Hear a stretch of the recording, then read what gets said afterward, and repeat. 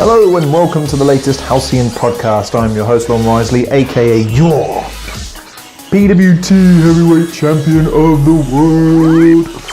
First defense is coming up, May 21st, Backlash. So we'll go through what we're going to be covering on this podcast first, updates on the channel because there's a couple of things to talk about, and also some of the sporting events that I very, very rudely did not cover as I promised, so apologies for that. Right, so first up, UFC. Missed the card entirely because I forgot to take into account that it airs at 3 o'clock in the morning our time, which means that it actually occurred on their day, Saturday. My apologies. But the main story of the night is Miocic won, goes up in the pound for pound rankings. The pound for pound rankings at the moment goes Johnson, McGregor, Cormier, Aldo, Garbrandt, Miocic, Jezza Kesic. See, I've been doing my research. Cruz, Woodley and Bisping. As I mentioned in the previous podcast, the fact that Bisping's fight with GSP is sad because I would have thought it was an interesting clash of styles in terms of promos. In terms of the fight, I would have had GSP to win. Relatively straightforward. He's had a long time to prep. I don't know whether or not he would necessarily suffer from ring rust, but who knows. Bisping has always been, I don't know, I just don't rate him, having watched a few of his older fights. Although saying that, just going back through UFC history, if no one has ever watched UFC, I think some of the highlights are definitely worth reeling off, even if you're not a fan, because god damn, some of these fights are pretty intense. You can tell why the sport took off prior to me getting involved with it. But nevertheless, so I apologise profusely for not covering the event as I should. Hence why I want to record this podcast today, get it out for tomorrow, which will be Thursday your time, to make sure it coincides with Backlash, which is at least I can cover WWE. Also, so that's the UFC covered for now. The next event is a fight night between Gustafsson and Teixeira. Don't know if I'll cover that, but that's coming up this weekend. If I can, I will try and make sure I cover it. Sorry, not this weekend, next weekend. Sunday, May 28th. So that might be, I'll have to check the time in American, so 6 p.m. BST. Or I don't know. I'll have to check out what exactly that refers to. Also, Arsenal. Let's talk about Arsenal for a second, because looking through, it's interesting to see some of the news stories that are coming out about Arsenal at the moment, because the important thing isn't even how we're finishing the season at the moment. It feels like what's important is how they're going to go into the next season, because that's going to be critical to whether or not we can stop the rot. Currently 5th in the Premier League with 72 points. 1 behind Liverpool.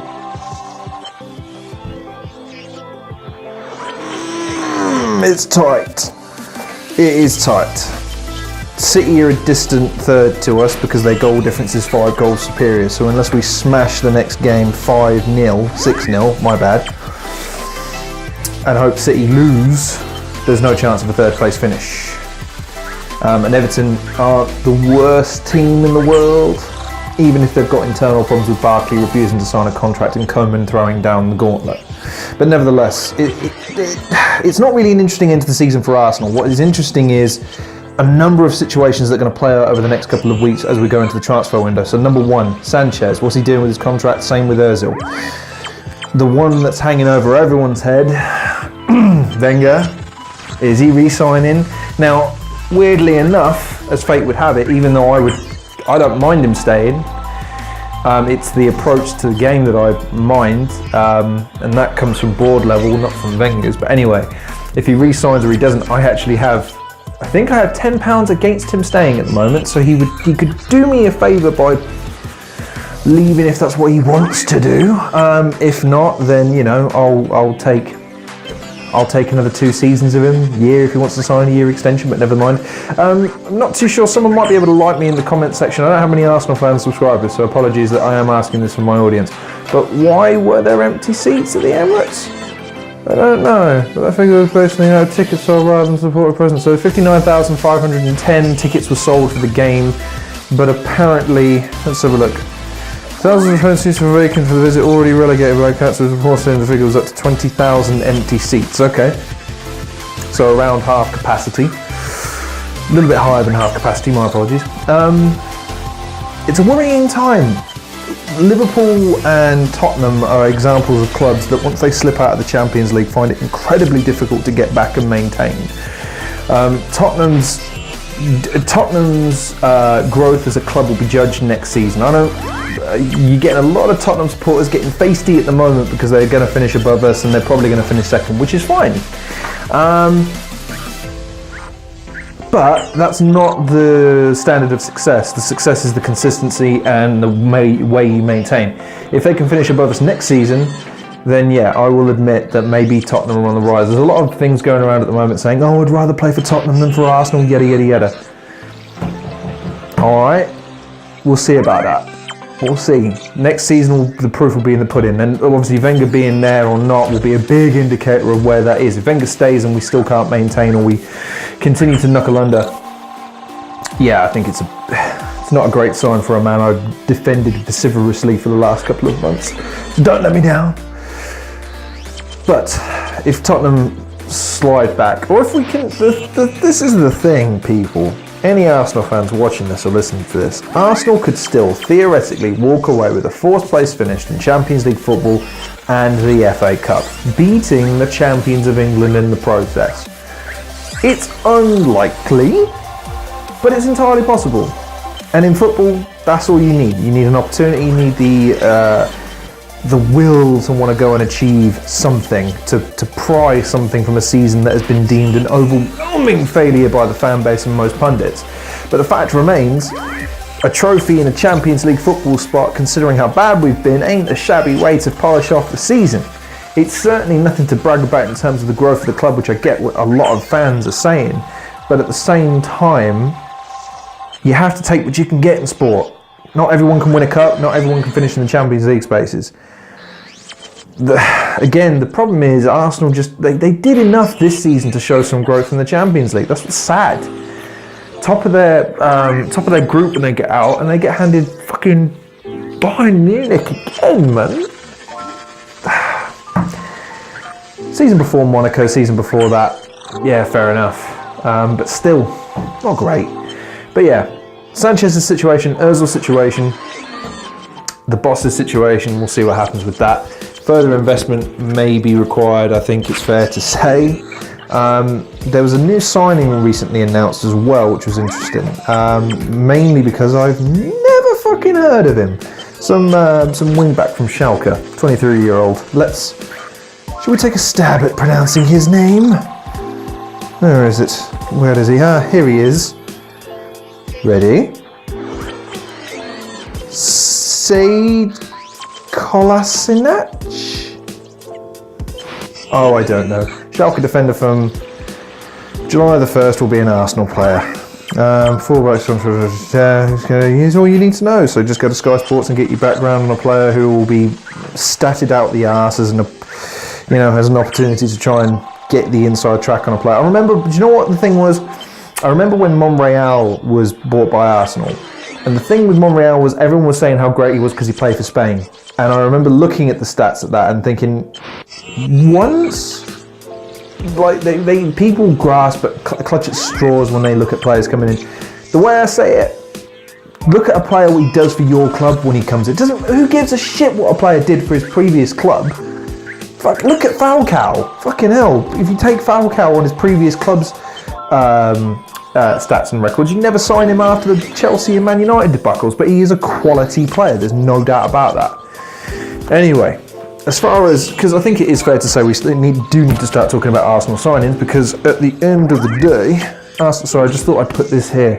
Right in the shot, and this is going to be vied for in a couple of days. This is the single most important thing in the world right now to everybody on the internet. This thing represents success, represents blossoming and blooming. Actually, just to sidetrack a second from Arsenal onto something else that's nosediving at the moment, YouTube is getting an absolute kicking in terms of subscribership. So YouTube is randomly unsubscribing people from channels.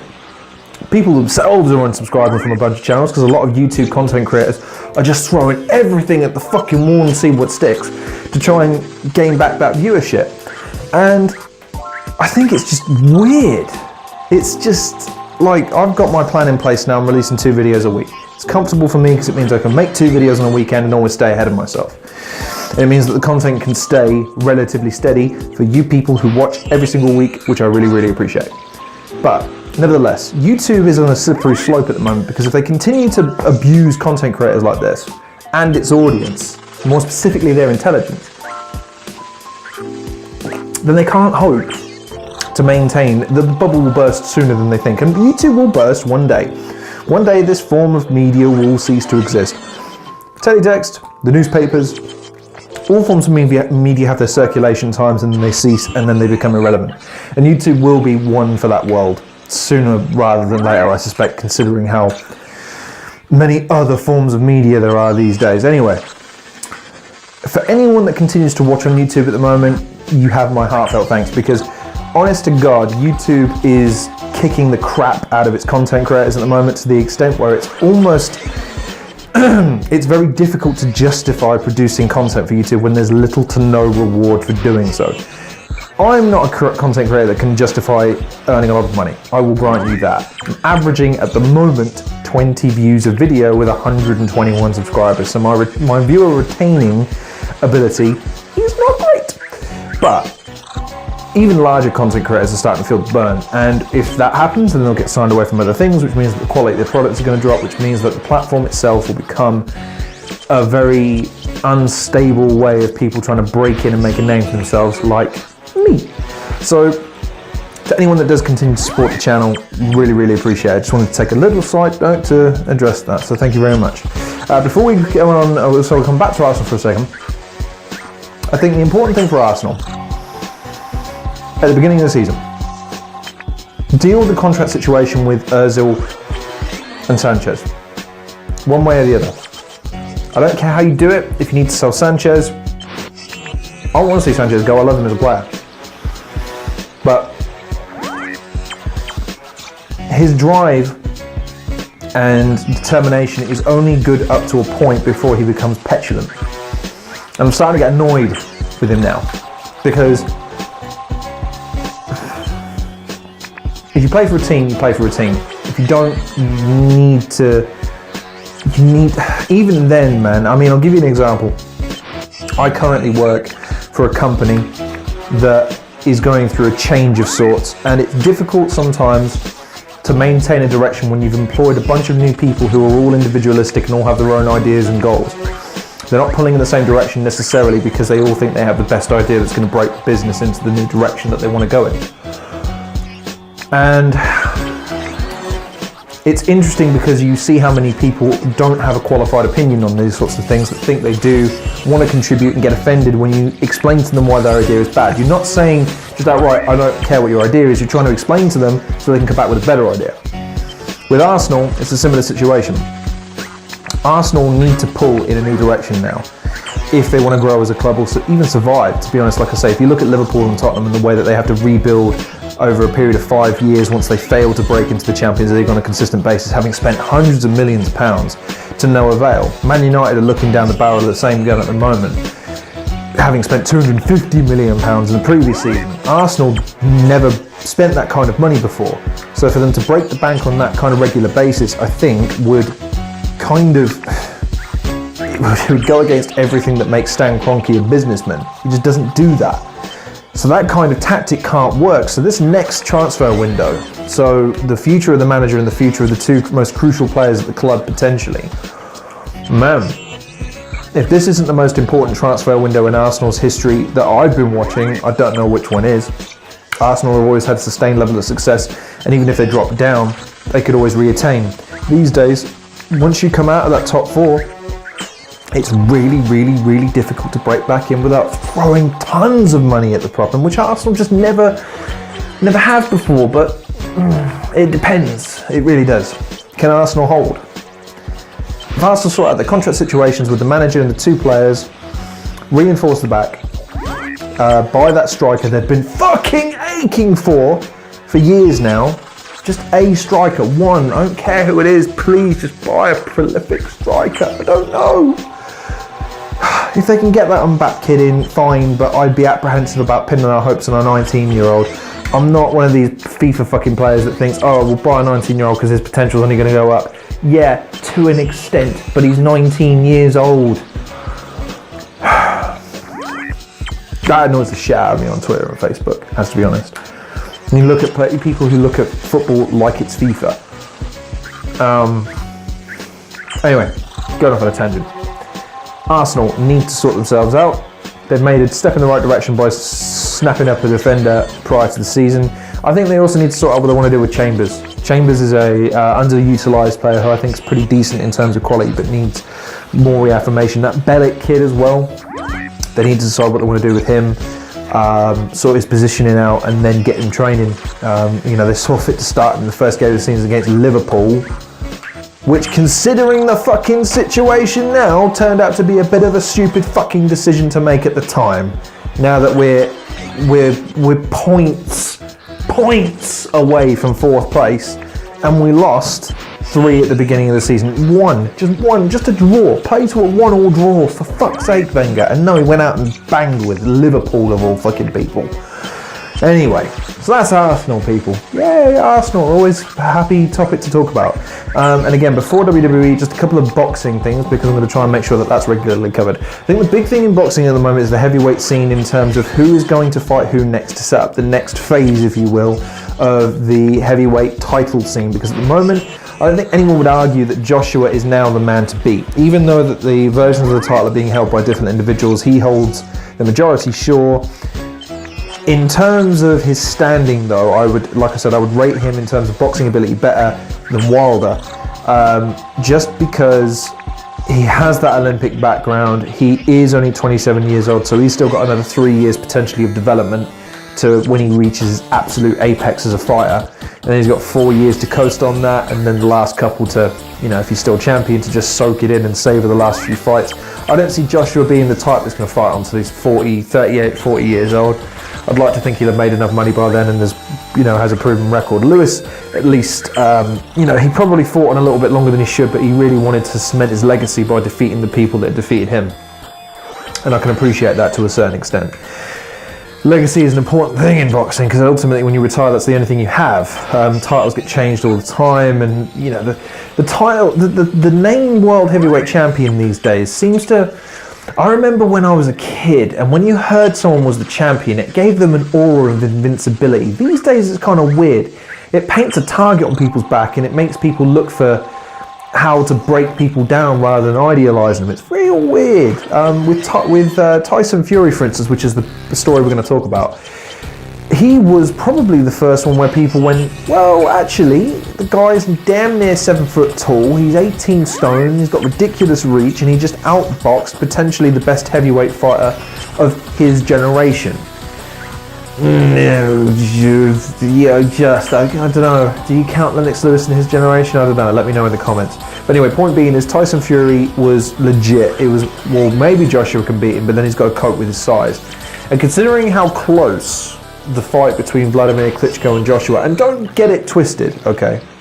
Do not get it twisted. Joshua needed to knock Klitschko out. That was a really close fight. For people that want to say, Vladimir Klitschko is done, he's over, he's out, fuck, you didn't watch the fight. It was a close fight. We're talking a man who's 27 years old and hits harder than a fucking train versus a man who's damn near double his age. He isn't, I know. But still, he's a man of a slightly more elderly persuasion, and yet he took a younger man damn near 12 rounds before, yes, the accumulation of power punches, the combinations that he was landing in, that fucking uppercut. put him on the floor. And there's not a lot a human being can do with that. Anybody who takes a knot like that on the chin is going to go down at some point, especially if you've been fighting as long as Klitschko has and you've got the accumulation of all those years behind you. So Tyson Fury comes along and outboxes him.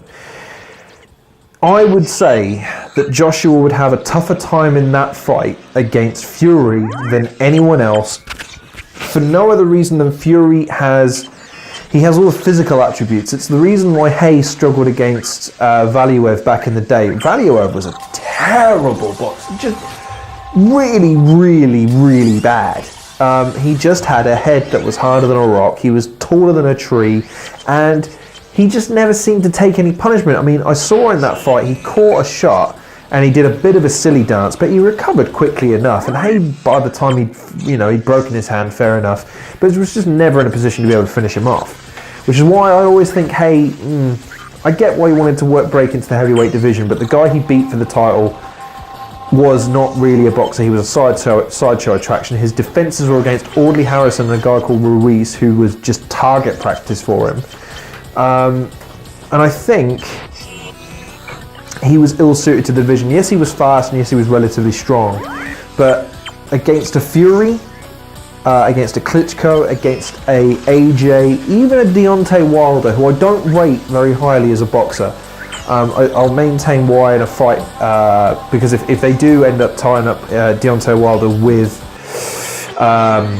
Tony Bellew, once his, because both the fact that they both had broken hands was just the funniest fucking thing, because they were both slagging each other off and not one of them could do a fucking thing about the other one saying anything. It was fucking beautiful. Anyway, if they two get it down, it would be a telling thing for Wilder, because Tony Bellew is not a natural heavyweight. He should not be fighting in the heavyweight division, and yet Wilder, as a heavyweight champion of the world, is going after the cruiserweight champion of the world. It makes no sense. Just it's odd, and it tells a lot about Wilder that he's trying to break into the British scene by coming over to Wembley and making some money by fighting someone he can beat because he's bigger than and stronger than, rather than going after the fight that everyone knows he wants now, which is fucking AJ. And I don't know what the governing bodies would be like about making him fight a mandatory. But like I've been saying to a few other people, there's a guy called Ortiz that a lot of people haven't heard of, Cuban fella. I think he'd give AJ and Fury a run for their money way before Wilder does, honestly. Same with Hayes. I don't want to hear Hay mentioned in the heavyweight title scene ever again, because it's just ridiculous. But you will get people that say that. However, people forget about Tyson Fury is that the man took cocaine for months and is mentally unstable and hideously overweight. Now, as of the time of this recording, he is suspended by the Treble B of C, which I forget, but I want to say British Boxing Board of Boxing and Corporate. I don't know. I can't be asked to research the God, I'm really struggling with my words today. I must have taken a blur to the head. But anyway, point being is they've suspended his license, and the longer they continue to kick that can down the road, the longer that he will have to wait before getting back in the ring. So, we come to the premiere piece of this podcast. We are going to talk about WWE Backlash, where my title, my coveted, beautiful heavyweight championship title of the world, look at it, look how beautiful it is. I know you're all jealous. I know you can't stand to see this on my shoulder rather than yours, but you're just going to have to wait until Sunday to see if it changes hands. Cinematic Venom, the Fool, has decided to step up to try and claim my title. And for the purposes of smacking down this Fool, who I happen to produce content for, I'm going to make the following predictions now. We have the card. Full card's now been released. Or at least as close enough approximation of the full card that I can make 5 predictions. And that's the thing, I want to only make 5, because then it means that I can pick and choose to make sure that I fucking win. Right, so we have the Kickoff Pre-show. Aiden English versus Ty Dillinger. Right, Ty Dillinger winning this one. Sami Zayn versus Baron Corbin. I'm sorry, Sami, but I think Baron Corbin's going to win this one. Baron Corbin is on the cusp of a monster push. Why? Because WWE is dying on its ass when it comes to having heels. Which is weird, because heel is easier to pull off than face in this day and age where people fucking hate faces. Nevertheless, Sami Zayn's going to come up short again. Shinsuke Nakamura, Dolph Ziggler. Is there an easier match to call? Shinsuke has to win his debut match. If he doesn't, there will be fucking riots. To be honest, all I'll be interested in watching more than anything else is Shinsuke Nakamura's entrance for the first time in a pay-per-view for the WWE main roster, because holy shit is it going to be insane. If you want to get into WWE and you want to see how badly people get into the show without even watching the wrestling part, you need to watch a Shinsuke Nakamura entrance from NXT TakeOver or I forget which one. I think it was either Brooklyn, and there was another one, I can't remember what it was, but there was one very, very recently where he had a sea of violinists playing him in, and his theme tune is one that there's no words. It's just very WWE Asian-ish. He is a Japanese, so he's getting Japanese sounding theme tune. That's my Japanese accent for anyone that wants to call me a racist, but I've been doing that accent for years, so that makes it okay. Point being, Shinsuke Nakamura has to win his debut fucking match because he's been building him for nigh a year. Too long in NXT. I've seen some of his matches now. I made a point to watch him now that he's on the main roster, and the dude hits hard and the dude hit fast. Dolph Ziggler is floundering at the moment, and they've not really built up this rivalry enough for me to justify putting Ziggler over, so it's Shinsuke Nakamura. The women's champion Naomi, Charlotte Flair, Becky Lynch versus Tamina, Snuka, Carmella and Natalya. I have to put this one on Naomi, Charlotte and Becky Lynch. WWE United States title match, AJ Styles versus Kevin Owens. Kevin Owens, please, for the win. The face of America. Kevin Owens, he has to win. SmackDown tag team titles.